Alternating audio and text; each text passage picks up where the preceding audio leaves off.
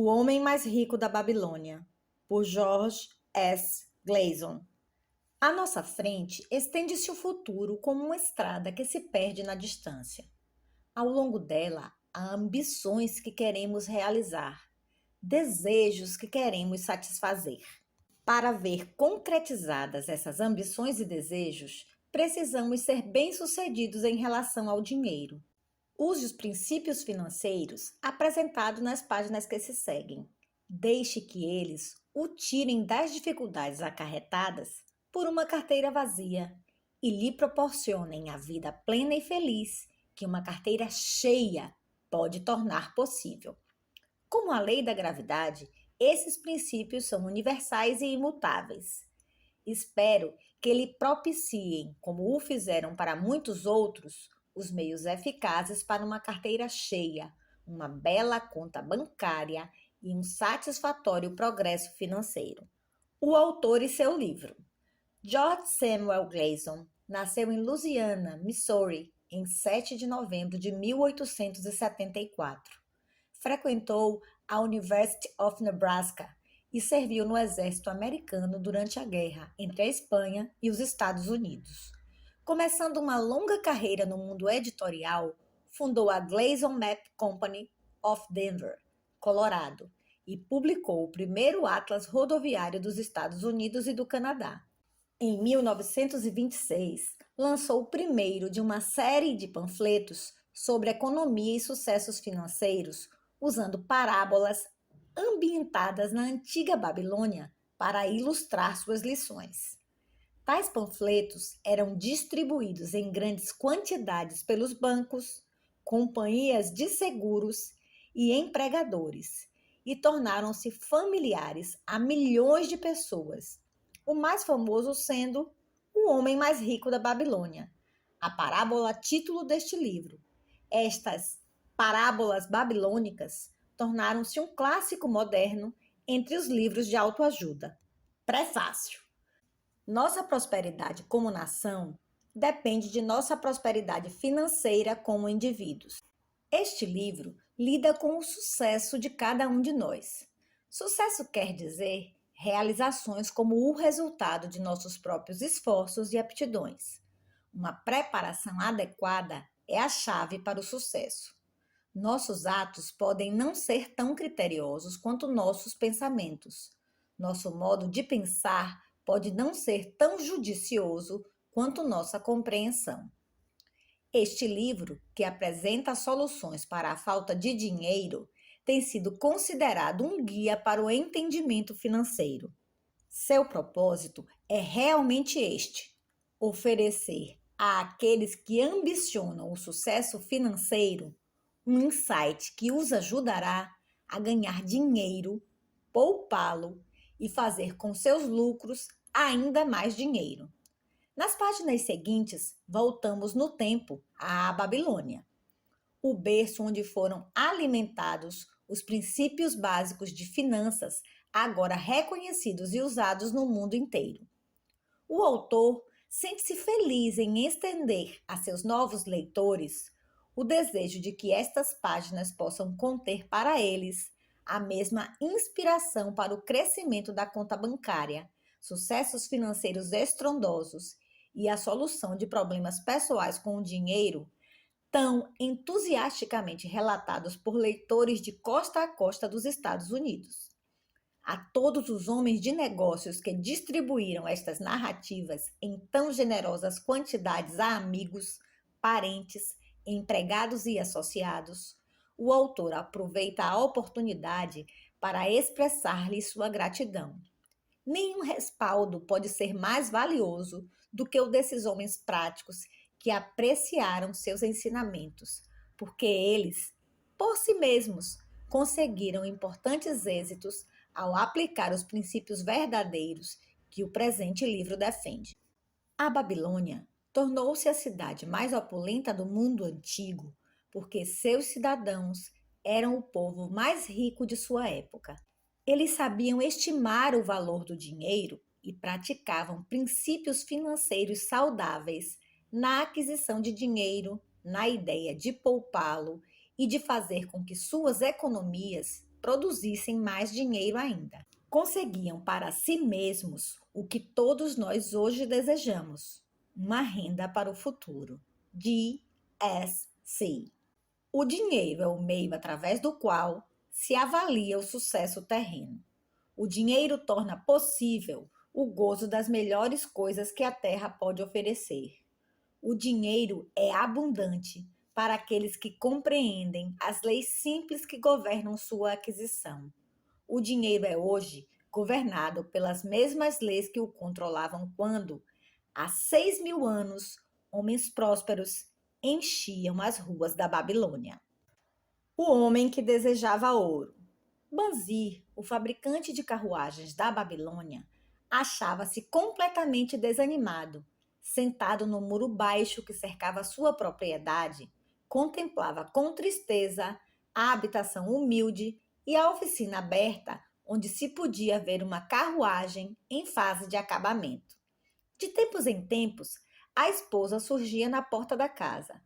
O olhar furtivo que lhe endereçava nesses momentos lembrava-o de que a despensa estava quase vazia e que ele devia estar trabalhando para terminar o serviço encomendado, martelando aqui, cortando ali, lixando e pintando, esticando o couro para forrar os aros das rodas, em suma, preparando o veículo para a entrega, a fim de que pudesse receber o pagamento de seu rico cliente. Não obstante, seu corpo robusto e musculoso permanecia apaticamente sobre o muro. Seu raciocínio lento ocupava-se com um problema cuja resposta não conseguia encontrar. O sol abrasador, tão comum no vale do Eufrates, castigava-o sem contemplação. Gotas de suor formavam-se acima de suas sobrancelhas e pingavam despercebidas para se perderem na mata cerrada de seu peito. Além de sua casa, erguiam-se as altas muralhas em terrapleno que cercavam o palácio do rei. Próximo, espetando o céu azul, ficava a colorida torre do templo de Bel. À sombra de tanta grandeza, achava-se sua moradia e tantas outras muito menos limpas e bem cuidadas. A Babilônia era assim, uma mistura de grandeza e miséria, de riqueza ostentatória e mendicidade. Tudo convivendo sem plano ou sistema dentro das muralhas protetoras da cidade. Atrás dele, se apenas tivesse o cuidado de voltar-se e olhar, as barulhentas carruagens do rico passavam aos solavancos e obrigavam a sair do caminho tanto o comerciante de sandálias quanto os mendigos de pés descalços. Até o rico era forçado a buscar a sarjeta para dar passagem às longas filas de escravos carregadores de água, todos a serviço do rei, cada qual transportando pesados sacos de pele de cabra, cheios d'água para regar os jardins suspensos. Banzir achava-se muito absorvido por seu próprio problema para ouvir ou prestar atenção ao confuso burburinho da atarefada cidade. Foi uma repentina sucessão de acordes de uma lira familiar que o arrancou ao devaneio. Ele virou a cabeça e deu de cara com o rosto delicado e sorridente de seu melhor amigo, Cobb, o músico. Possam os deuses abençoá-lo com grande generosidade, meu bom amigo, começou Cobb numa saudação rebuscada. Entretanto, parece que já o fizeram, pois não o vejo entregue ao trabalho. Regozijo-me com você por sua boa sorte. Mais ainda, gostaria de compartilhar isso com você. Por favor, dessa sua bolsa que deve estar abarrotada, pois do contrário você se encontraria na oficina, me empreste 2 humildes ciclos que devolverei logo após o banquete dos nobres esta noite. Você não chegará a sentir a falta deles. Se eu tivesse 2 ciclos, respondeu Banzir melancolicamente, não poderia emprestá-los a ninguém, nem mesmo a você, que é o meu melhor amigo, pois eles constituiriam minha fortuna, toda a minha fortuna. Ninguém empresta o único dinheiro que possui, nem mesmo para o melhor amigo. O quê? Exclamou Cobb, realmente surpreso. não tem um único ciclo na algibeira e fica postado como uma estátua sobre este muro? Por que não terminou a carruagem? Como pode sustentar o seu raro apetite? Isso não é normal em você, meu amigo. Onde está sua inesgotável energia? Alguma coisa aconteceu com você? Trouxeram-lhe os deuses algum infortúnio? Deve ser mesmo um tormento dos deuses, disse Banzir, concordando. Tudo começou com um sonho sem sentido, onde me via como um homem de posses. De meu cinturão pendia um belo saco, pesado de tanta moeda. Dali retirava punhados de ciclos, que eu lançava com uma liberalidade descuidada aos mendigos. Havia moedas de prata com que eu comprava presentes para a esposa e o que bem desejasse para mim mesmo. Havia moedas de ouro que me tranquilizavam quanto ao futuro e me deixavam sem medo de gastar à vontade as moedas de prata. Uma sensação magnífica de contentamento enchia o meu peito. Você não teria reconhecido o seu velho e diligente amigo, como não teria reconhecido minha mulher, com suas faces saudavelmente rosadas e sem rugas. Ela era novamente a mocinha sorridente de nossos primeiros anos de casados. Um sonho agradável, sem dúvida, comentou Cobb. Mas por que deveriam essas sensações tão prazerosas deixá-lo apático e deprimido como agora? Porque quando acordei e me lembrei de que não tinha um centavo sequer, um sentimento de revolta tomou conta de mim. Vamos conversar um pouco sobre isso, pois, como dizem os marinheiros, estamos no mesmo barco, nós dois. Quando meninos, fomos juntos aos sacerdotes do templo buscar sabedoria. Na juventude, divertimos-nos um bocado. Como homens feitos, mantivemos-nos amigos íntimos. Temos sido, de algum modo, súditos conformados. Temos nos contentado em trabalhar longas horas e gastar nossos ganhos livremente. Conseguimos muito dinheiro nos últimos anos, mas só em sonho poderíamos conhecer as alegrias decorrentes da riqueza. Ora, não passamos de duas ovelhinhas pacatas, vivemos na mais rica cidade do mundo. Os viajantes costumam dizer que nenhuma outra se iguala a ela em prosperidade. Tanta ostentação de riqueza nas nossas barbas, mas nós mesmos ficamos a ver navios. Depois de praticamente meia existência de trabalho árduo, meu melhor amigo se acha sem um níquel e me procura para dizer: não poderia me emprestar a bagatela de 2 ciclos até o término do banquete dos nobres esta noite? E o que respondo? Digo por acaso: aqui está minha bolsa, dividirei com você todos os ciclos que aí se encontram? Não, simplesmente admito que minha bolsa está tão vazia quanto a sua. Mas o que há? Porque não podemos obter prata e ouro, mais do que apenas o necessário para o sustento do lar? Pense também em nossos filhos, continuou Banzir. Não estão seguindo o caminho dos pais? Tem cabimento que eles e suas famílias, e os filhos e as famílias de seus filhos, passem a vida inteira no meio de tantos guardadores de ouro e, apesar disso, exatamente como nós, contentem-se com mingau e leite de cabra azedos? Em todos esses anos de amizade, nunca ouvi falando desse modo, Banzir.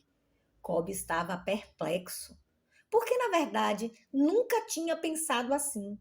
Desde as primeiras luzes da manhã e até que o escuro da noite me fizessem largar as ferramentas, trabalhei duro para montar as mais finas carruagens que qualquer outro homem pudesse fazer, esperando credulamente que um dia os deuses reconheceriam o valor de minhas obras e me recompensariam por isso com a maior prosperidade, pois nunca o fizeram.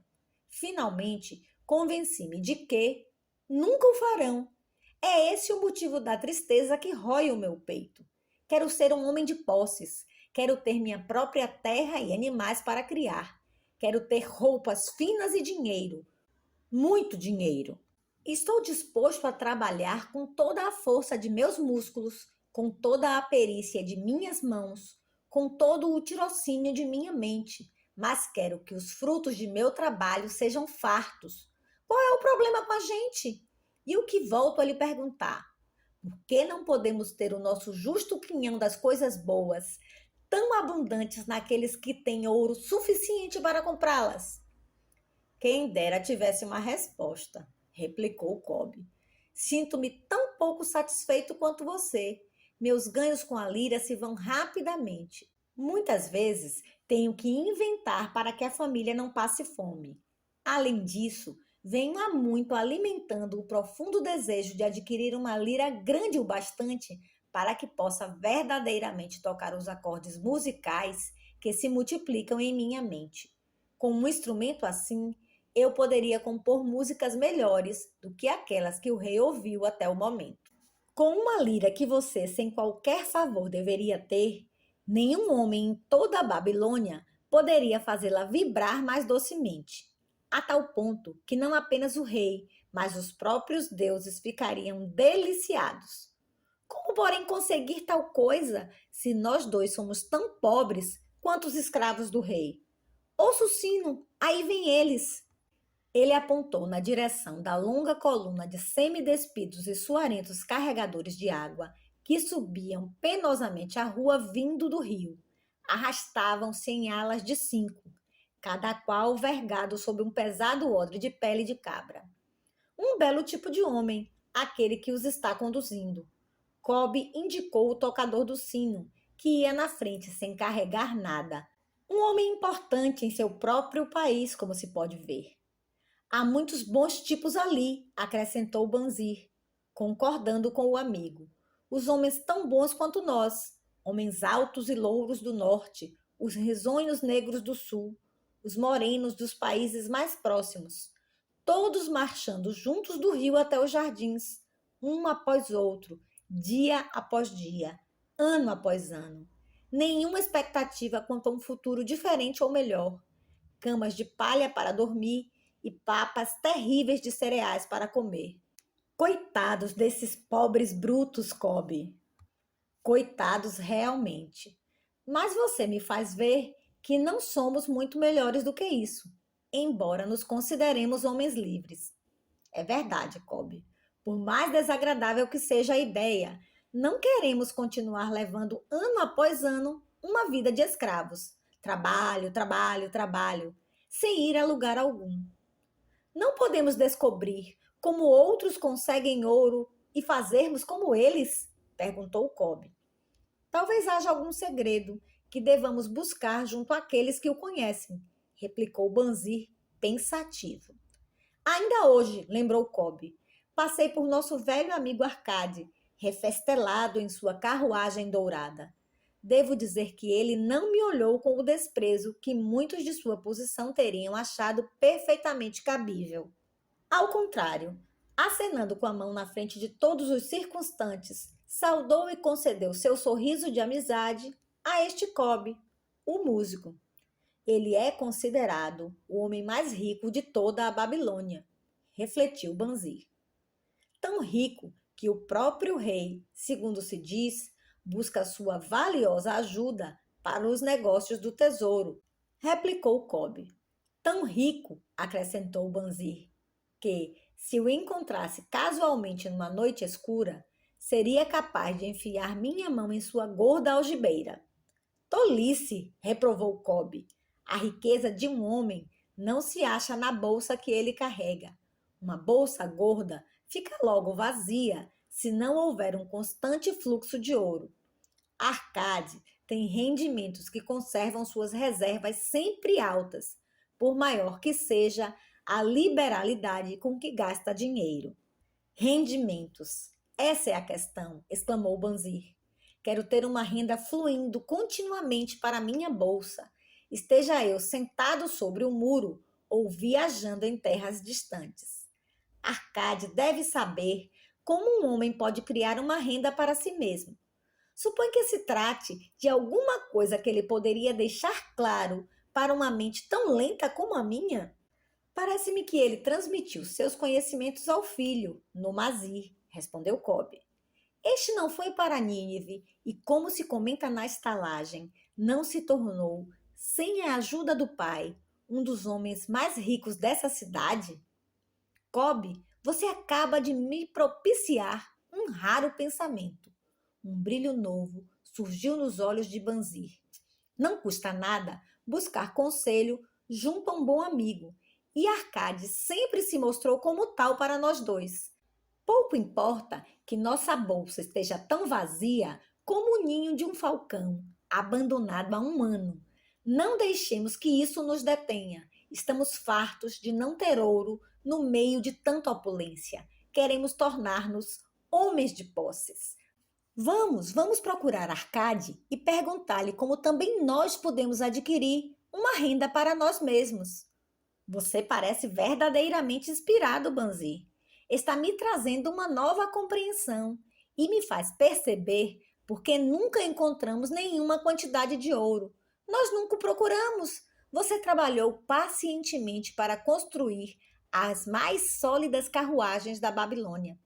Para tal propósito, devotou seus melhores esforços. Nisso, até que teve êxito. Eu mesmo fiz os maiores esforços para tornar-me um virtuoso da lira. E nisso, eu também tive êxito. Nas coisas em que aplicamos nossos melhores esforços, tivemos êxito. Os deuses parecem satisfeitos com que continuemos assim. Agora, finalmente, vemos uma luz brilhante, como os raios do sol nascente. Ela nos indica que devemos aprender mais para prosperar mais. Com um novo entendimento, acharemos caminhos dignos para cumprir nossos desejos. Vamos hoje mesmo à procura de Arcade, insistiu Banzir. Busquemos igualmente outros amigos de infância que não tiveram maior sucesso que nós mesmos, para que compartilhem conosco as mesmas lições. Está sempre pensando nos outros, Banzir, e por isso que tem tantos amigos. Será como você diz, pois vamos hoje mesmo e os levemos conosco. O homem mais rico da Babilônia. Era uma vez, na antiga Babilônia, um homem muito rico chamado Arcade, conhecido em toda a parte devido à imensa riqueza, tornara-se igualmente famoso pela liberalidade. Mostrava-se generoso com os mais necessitados e com a família, sendo um homem pródigo em suas próprias despesas. Entretanto, a cada dia, sua riqueza crescia mais rapidamente do que podia gastá-la. E houve alguns amigos da juventude que vieram até ele dizendo-lhe: Você, Arcade, é mais venturoso do que nós. Você se tornou o homem mais rico de toda a Babilônia, enquanto nós lutamos para sobreviver. Pode usar as mais finas roupas e degustar as mais requintadas iguarias, enquanto nós devemos nos dar por satisfeitos se apenas propiciamos à família uma indumentária decente ou a alimentamos da melhor maneira possível. Contudo, alguma vez fomos iguais, tivemos o mesmo professor, participamos das mesmas brincadeiras, e nem nos estudos nem nas brincadeiras você se sobressaiu mais do que nós. E nos anos que se seguiram, você foi um cidadão tão honrado quanto nós. Tampouco trabalhou mais duro ou mais assiduamente, pelo menos até onde sabemos. Por que então deveria o caprichoso destino escolhê-lo para gozar de todas as boas coisas da vida e ignorar-nos, a nós, que igualmente somos merecedores? Após o que Arcade protestou com eles, dizendo por sua vez: Se vocês não adquiriram mais do que uma pobre existência desde os tempos em que éramos jovens, isso se deve a que não conseguiram aprender ou não observaram as leis que governam a acumulação de riqueza. O voluntarioso destino é um Deus cheio de malícia que não assegura um bem duradouro para ninguém. Ao contrário, ele traz ruína para quase todo homem sobre quem faz chover ouro não conquistado. Ele produz os gastadores libertinos, que logo dissipam tudo o que recebem e se deixam dominar pelos mais extravagantes apetites, que nem sempre podem satisfazer. Outros ainda, a quem esse caprichoso Deus favorece, tornam-se avarentos e entesouram sua riqueza, temendo despender o que têm por saberem que não são capazes de repô-lo. São, além disso, assediados pelo medo de roubo e acabam construindo para si mesmos uma vida de necessidades e secreta tristeza. Há provavelmente outros que conseguem dinheiro fácil e o aumentam sem deixar de se sentirem felizes e abastados cidadãos, mas são tão poucos que só sei deles por ouvir dizer. Pensem nessas pessoas que de repente se viram herdando uma riqueza e confiram se as coisas não se passam assim. Os amigos admitiram que, a respeito dos conhecidos que tinham herdado uma fortuna, aquelas palavras eram realmente verdadeiras e suplicaram-lhe que explicasse a eles como tinha conseguido juntar tantos bens.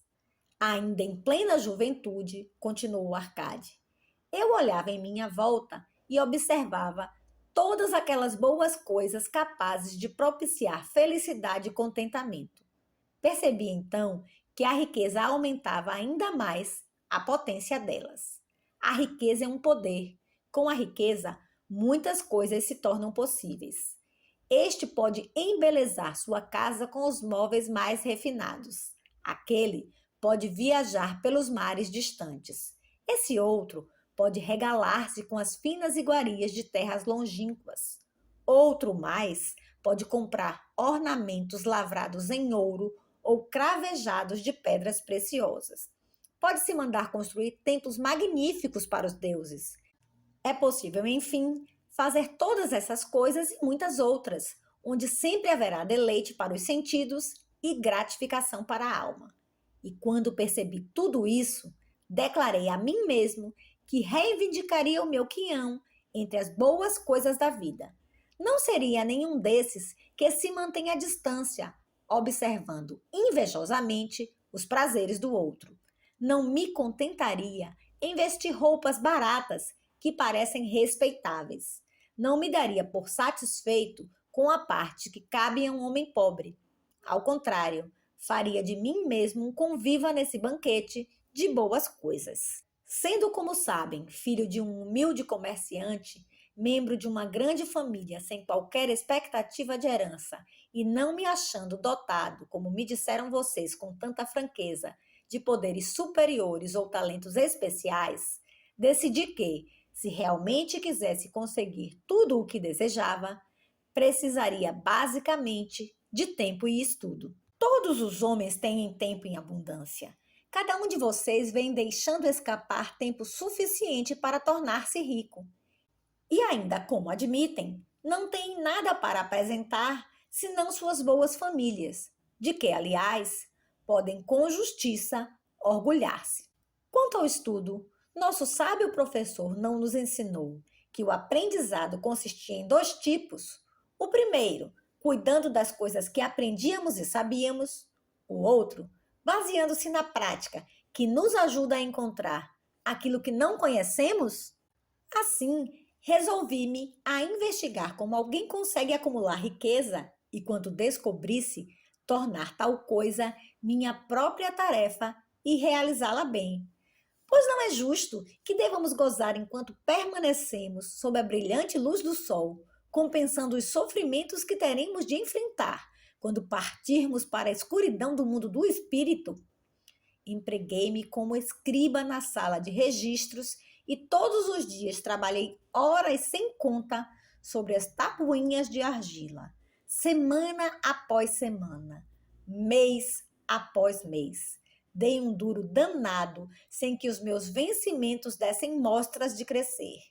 Comida, roupa, os compromissos para com os deuses, além de outras coisas de que já não consigo lembrar-me, consumiam tudo o que eu ganhava, mas minha determinação continuou de pé.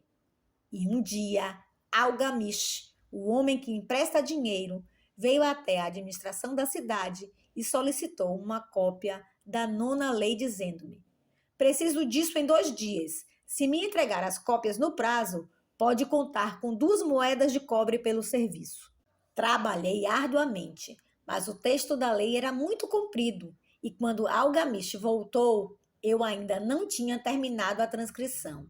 Ele ficou uma fera e teria me dado uma boa surra se eu fosse seu escravo. Sabendo, porém, que não lhe era permitido agredir-me no prédio da administração, não senti qualquer medo e disse-lhe: Algamish, você é um homem realmente rico. Diga-me como posso também tornar-me rico, e prometo-lhe que passarei a noite em claro, entalhando as tabuinhas. Assim que o sol nascer, estarão prontas. Ele sorriu e respondeu-me: Você é um belo tratante, mas vamos considerar isso como uma transação.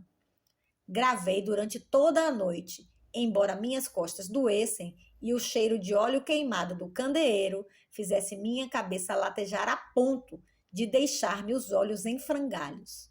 Mas quando ele voltou, em plena alvorada, as tabuinhas estavam prontas. Agora, disse-lhe, cumpra a sua promessa. Você fez a sua parte em nossa transação, meu filho, disse-me ele com benevolência, e estou pronto para fazer a minha. Vou lhe falar das coisas que deseja saber, porque estou envelhecendo, chegando à idade em que já não se consegue segurar a língua. E quando a juventude busca o conselho dos mais velhos, ela recebe a sabedoria dos anos. Muito frequentemente, porém, a juventude pensa que o idoso detém apenas a experiência dos dias que se foram e, por isso, não a aproveita. Lembre-se que o sol que brilha hoje é o sol que brilhou quando seu pai nasceu e que continuará brilhando quando seu último neto tiver passado para o mundo dos mortos.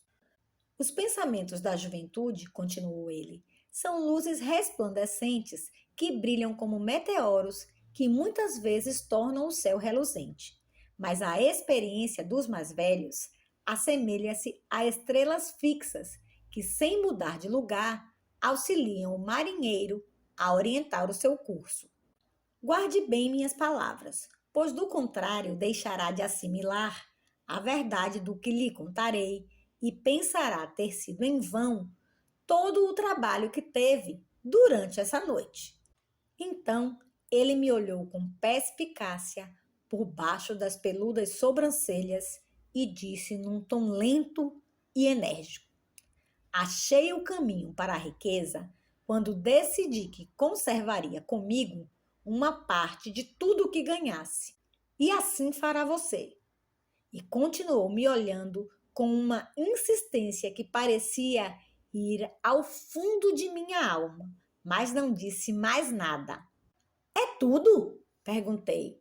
Foi o suficiente para transformar o coração de um pastor de ovelhas no coração de um emprestador de dinheiro, replicou ele. Mas tudo o que ganho não vem mesmo para o meu bolso? Perguntei. Nada mais falso, respondeu ele.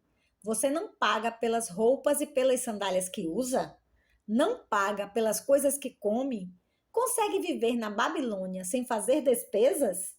O que tem para apresentar do que recebeu no mês passado? E de tudo quanto ganhou no último ano? Louco! Você paga a todo mundo, menos a si mesmo.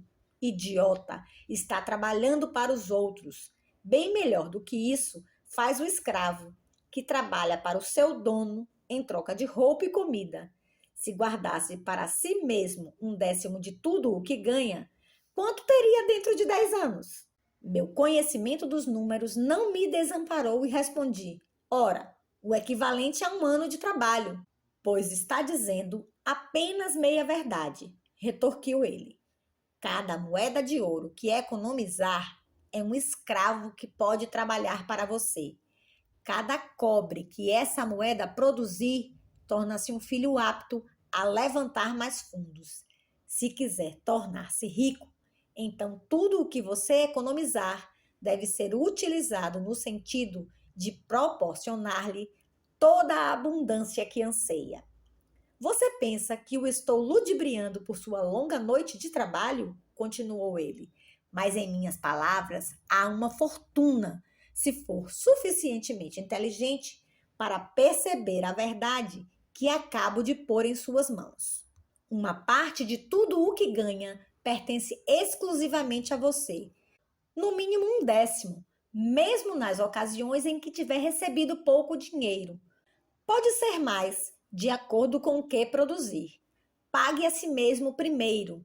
Não compre ao fazedor de roupas ou ao fazedor de sandálias mais do que possa pagar com o restante, devendo ainda separar o bastante para alimentar-se, ajudar o próximo e pôr em dia as obrigações com os deuses. A riqueza, como uma árvore, cresce a partir de uma simples semente. A primeira moeda de cobre que economizar será a semente a partir da qual sua árvore da riqueza crescerá. Quanto mais cedo plantá-la, mais cedo a árvore crescerá. E quanto mais fielmente alimentar e regar essa árvore com economias constantes, logo chegará o dia em que poderá abrigar-se em pleno contentamento embaixo de sua sombra. Tendo dito isso, pegou suas tabuinhas e foi embora. Pensei muito a respeito do que ele me dissera, e suas palavras me pareceram razoáveis. Assim, decidi fazer a experiência. Sempre que recebia um pagamento, tirava e guardava uma em cada 10 moedas de cobre. E, estranho como possa parecer, não fiquei mais desprovido de fundos do que antes. Percebi pequena diferença quando comecei a me arranjar sem isso, mas frequentemente me via tentado, à medida que minha reserva crescia, a utilizá-la para adquirir as boas coisas que os mercadores ofereciam. Objetos trazidos por camelos e navios da terra dos fenícios. Prudentemente, porém, consegui refrear o impulso. 12 meses se tinham passado quando Algamish voltou a me procurar, dizendo-me: Então, meu filho, pagou a si mesmo não menos de 1/10 sobre tudo quanto ganhou no ano passado? Respondi todo orgulhoso. Sem dúvida, mestre, foi exatamente o que fiz. Ótimo, comentou, abrindo um largo sorriso para mim. E o que fez com essa reserva? Entreguei a Azimur, o oleiro, que me disse estar viajando pelos mares distantes e que em Tiro compraria para mim joias valiosíssimas, só encontradas na Fenícia. Quando voltar, poderemos vendê-las a preço bem mais alto e dividiremos os lucros. Bem, os loucos precisam mesmo aprender, rosnou ele. Mas por que confiar nos conhecimentos de um oleiro sobre joias? Você procuraria o padeiro para colher informações sobre as estrelas? Não, por minha túnica, iria até um astrólogo, se pelo menos tivesse cabeça para pensar. Suas economias se foram, meu jovem. Você arrancou sua árvore da riqueza pelas raízes. Contudo, plante outra. Tente novamente. E da próxima vez em que precisar de conselhos sobre joias, corra até um ourives. Se quiser conhecer a fundo as ovelhas, procure o pastor que cuide delas. Conselho é uma coisa que se dá de graça, mas deve guardar consigo apenas o que lhe parece valioso. Aquele que aceita conselhos sobre suas economias junto a pessoas inexperientes em tais matérias, pagará com essas mesmas economias para provar a falsidade da opinião dos outros. Dizendo isso, Algamish partiu. E aconteceu realmente como ele tinha previsto, pois os fenícios são salafrários e venderam a Azimur pedaços de vidro sem valor que pareciam pedras preciosas. Mas, seguindo as palavras de Algamish, voltei a economizar, mesmo porque já tinha formado o hábito e isso não constituía para mim nenhuma dificuldade. Mais uma vez, 12 meses depois, Algamish apareceu na sala dos escribas e dirigiu-se a mim. Que progressos andou fazendo desde a última vez em que nos vimos? Paguei a mim mesmo religiosamente, respondi, e confiei minhas economias a Ager, o fazedor de escudos, para comprar bronze. A cada 4 meses, ele me paga uma parte dos lucros. Ótimo! E o que tem feito com esse dinheiro extra? Dei uma festa com mel, vinho e iguarias de primeira, e comprei também uma túnica escarlate. Qualquer dia desses, devo comprar um burrico para os meus deslocamentos. Algamish não disfarçou o riso. Você está comendo os filhos de suas economias. Como pode esperar que trabalhem para você? Como eles mesmos poderão ter filhos que venham a produzir mais renda para você? Primeiro, reúna um exército de escravos dourados, e só então poderá resfestelar-se com banquetes ricos sem sentir remorsos. E assim dizendo, partiu novamente. Não voltei a vê-lo durante 2 anos, até que reapareceu. O rosto sulcado pelas rugas, os olhos visivelmente cansados, pois ele se achava então numa idade bastante avançada. Disse-me: Arcade, conseguiu afinal obter a riqueza com que sonhava tanto? Respondi-lhe: não ainda tudo o que desejo, mas já tenho alguma coisa que rende muitos bons lucros, que por sua vez fazem outro tanto. E você ainda busca o conselho dos oleiros? Bem, o que eles dizem sobre como fabricar tijolos é realmente muito bom, retorqui. Arcade, continuou ele, você aprendeu bem suas lições. Aprendeu primeiro a viver com menos do que podia ganhar. Depois, aprendeu a aconselhar-se junto àqueles cuja competência deriva de suas próprias experiências. E, finalmente, aprendeu a fazer o ouro trabalhar para você. Você ensinou a si mesmo como adquirir dinheiro, poupá-lo e usá-lo. Reuniu, portanto, condições para ocupar uma posição de confiança. Estou me tornando muito velho. Meus filhos só pensam em gastar e não dão a menor importância aos ganhos.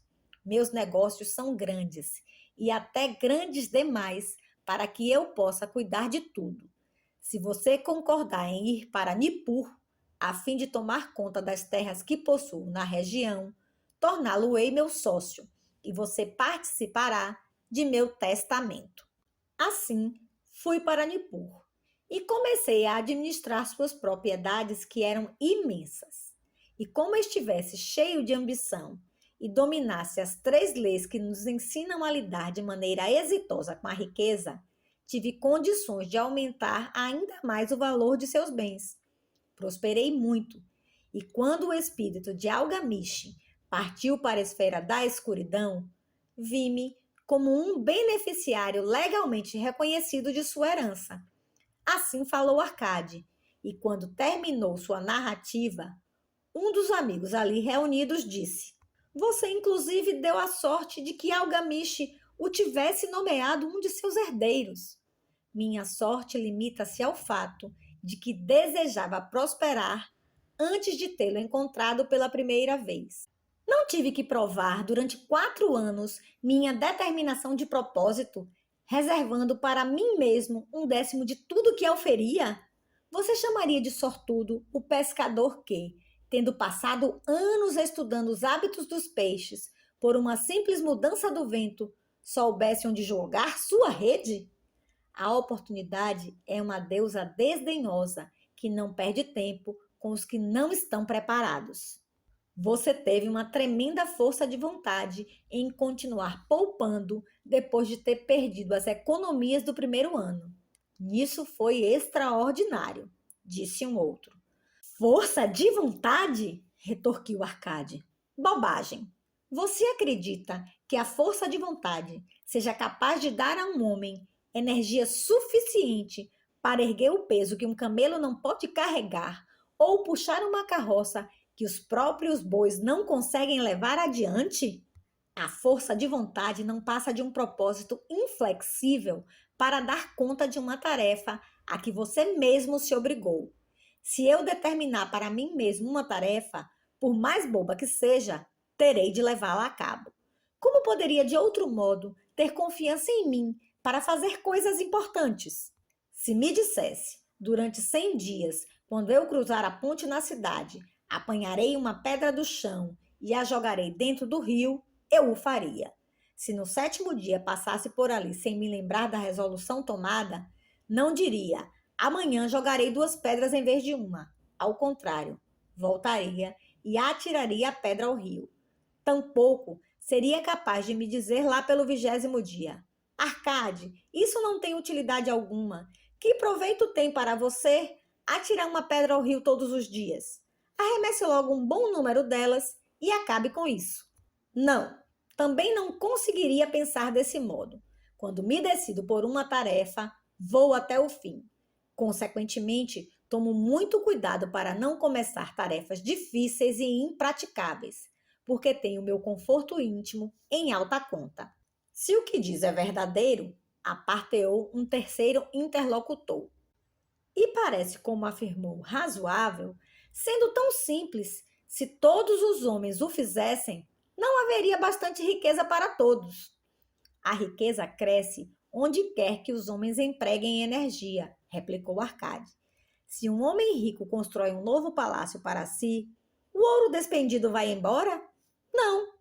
O oleiro, o operário e o arquiteto participam desse ouro, e quem quer que trabalhe na obra participa dele.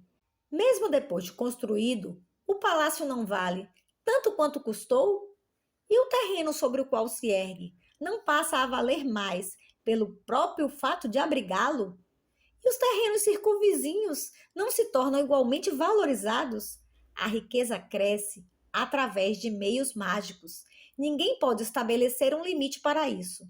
Não construíram os fenícios grandes cidades em costas inóspitas com a riqueza proveniente de seus navios mercantes?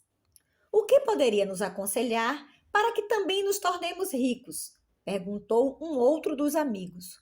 Os anos passaram, não somos mais jovens e não guardamos nada. Aconselho-os a fazer uso da sabedoria de Algamish e dizer a si mesmos: uma parte de tudo o que eu ganhar pertence a mim.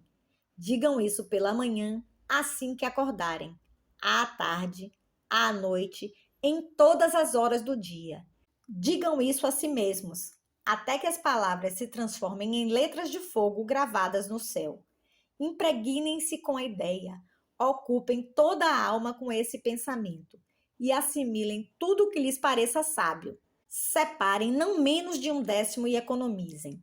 Façam todas as despesas necessárias, mas poupem primeiro essa pequena cota. Cedo vão experimentar a deliciosa sensação de um tesouro cuja posse cada um de vocês tem legitimamente condições de reivindicar. Quanto mais ele crescer, mais se verão estimulados. Vibrarão com uma nova alegria de viver. Encararão a possibilidade de maiores esforços para ganharem mais, pois não estarão reservando sobre os lucros maiores a mesma percentagem. Aprendam, portanto, a fazer com que seu tesouro trabalhe para vocês. Tornem-no seu escravo. Façam seus filhos e os filhos de seus filhos trabalharem para vocês. Assegurem uma renda para o futuro. Olhem para os mais idosos e não esqueçam que dia virá em que também vocês estarão velhos. Por isso, invistam seu tesouro com toda a cautela do mundo. Taxas usurárias de retorno são sereias enganosas, que cantam naturalmente, mas para lançar um incauto contra as rochas do desperdício e do remorso. Providenciem para que sua família não deseje que os deuses os chamem para o reino deles. É sempre possível garantir tal proteção com pequenos pagamentos a intervalos regulares. Por isso, o homem previdente não perde tempo esperando que apareça uma grande soma, a fim de utilizá-la em tão prudente propósito. Busquem o conselho dos homens sábios, procurem informar-se com pessoas cujo trabalho cotidiano é o manuseio do dinheiro. Deixem que elas os protejam de erros como os que eu mesmo cometi ao entregar minhas economias a Azimur, o oleiro. Um retorno pequeno e certo é uma coisa mais desejável que o risco. Aproveitem a vida enquanto estiverem aqui. Não exagerem nem tentem economizar demais. Se 1/10 de tudo que ganharem é o que vocês podem confortavelmente poupar, contentem-se com essa porção. Por outro lado, vivam de acordo com suas rendas e não sejam sovinas nem temerosos ao gastar. A vida é boa e rica com coisas que valham a pena e causem prazer. Seus amigos agradeceram-lhe por aquelas palavras e se foram. Alguns mantiveram-se em silêncio porque não tinham imaginação e não podiam entender. Outros mostraram-se sarcásticos porque pensavam que um homem tão rico deveria compartilhar sua fortuna com velhos amigos menos afortunados. Um terceiro grupo, entretanto, parecia ter nos olhos uma nova luz. Perceberam que Algamish tinha voltado regularmente à sala dos escribas, porque estava observando um homem que, por seus próprios esforços, saía da escuridão para a luz. Quando esse homem achou a luz, um lugar esperava por ele.